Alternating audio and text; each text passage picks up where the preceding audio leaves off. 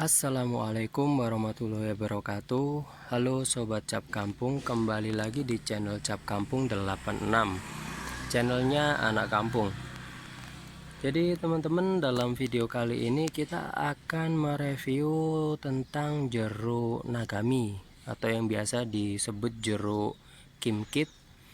Jadi sebenarnya nagami, kimkit, atau koheng itu sama aja ya teman-teman. Hanya di setiap daerah itu punya nama sebutan sendiri-sendiri. Kalau jeruknya ya sama aja, ini jeruknya kayak gini.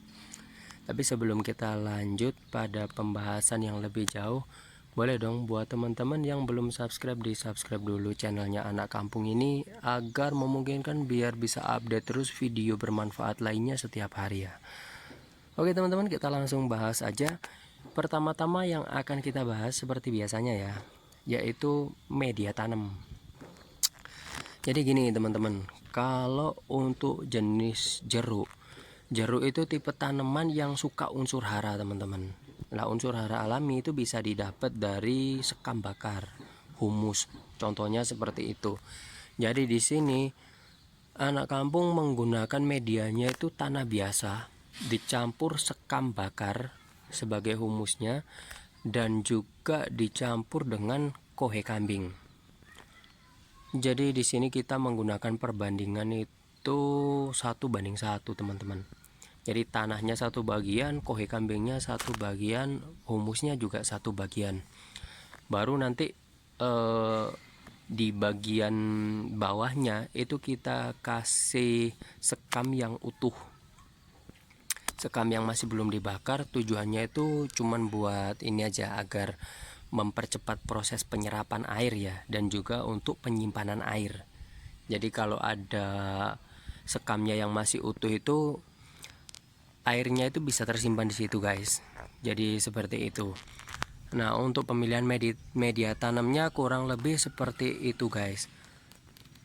Terus ini guys, sebelumnya pas dibeli dulu buahnya nggak selebat ini ya.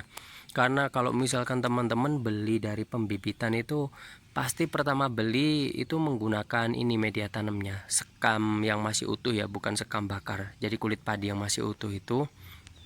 Nah, pada saat teman-teman mau menanam ke pot, itu harus diganti dengan media tanah seperti yang udah anak kampung sebutkan tadi. Seperti itu. Terus untuk perawatannya guys, tanaman jeruk ini guys, itu dia jangan sampai antara cabang dengan cabangnya itu dia merimbun. Maksudnya gini, jadi kalau misalkan teman-teman nanam itu, kalau misalkan dia banyak cabangnya, tanam agak dalam aja sekalian. Misalkan gini ya, anak kampung kasih contoh. Nah, di sini hati-hati guys ya, di sini ada durinya. Ini kan awalnya ada satu pohon itu kan bercabang 3 gitu guys ya dari bawah. Nah, itu langsung anak kampung tanam agak dalam kayak gini guys. Tujuannya apa? Agar cabangnya itu tertanam semua. Seperti itu guys. Nah, terus bagian cabangnya itu kita pisahkan kayak gini guys. Nah, jadi kita arahkan pertumbuhannya.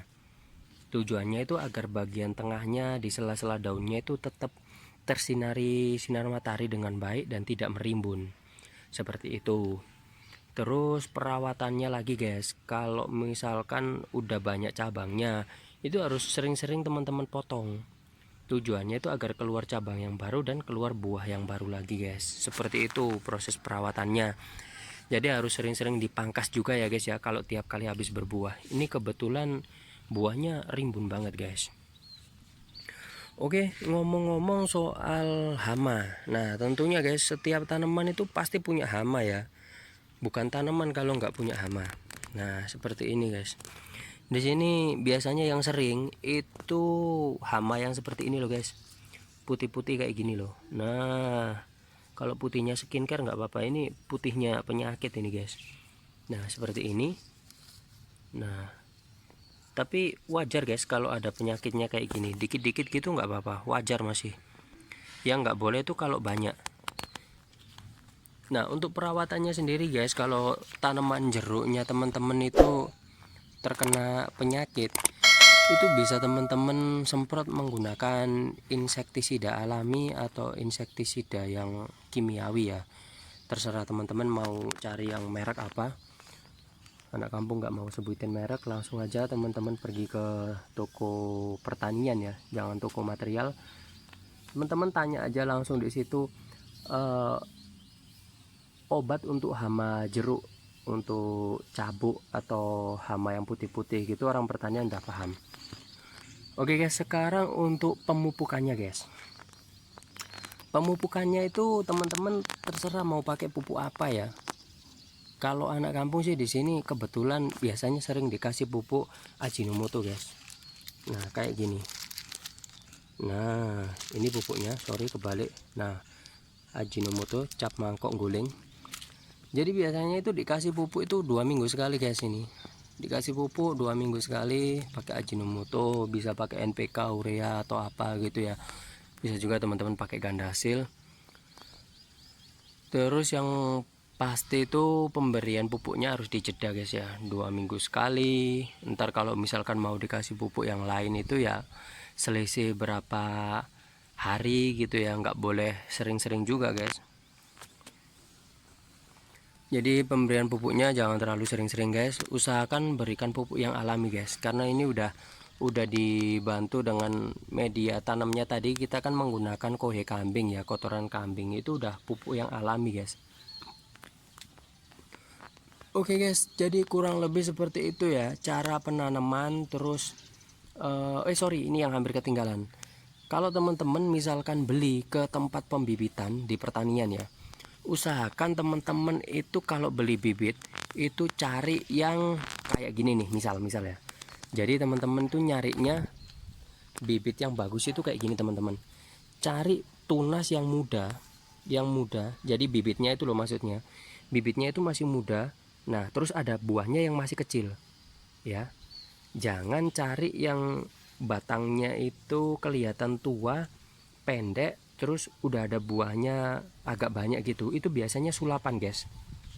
Maksudnya sulapan itu gini loh, kadang kalau udah teman-teman tanam jeruknya ini jadi mandul guys, nggak mau berbuah lagi, kurang lebih seperti itu ya. Walaupun nggak semuanya kayak gitu, tapi pengalaman anak kampung beberapa kali kena PHP yang seperti itu. Makanya ini mau nge-share pengalaman anak kampung biar teman-teman nggak jadi korban, cukup anak kampung aja yang jadi korban. Oke, jadi cukup sekian guys informasi yang bisa anak kampung berikan, semoga bermanfaat. Jangan lupa di share juga konten ini kalau teman-teman merasa konten ini bermanfaat, dan sampai jumpa di next video selanjutnya. Wassalamualaikum warahmatullahi wabarakatuh.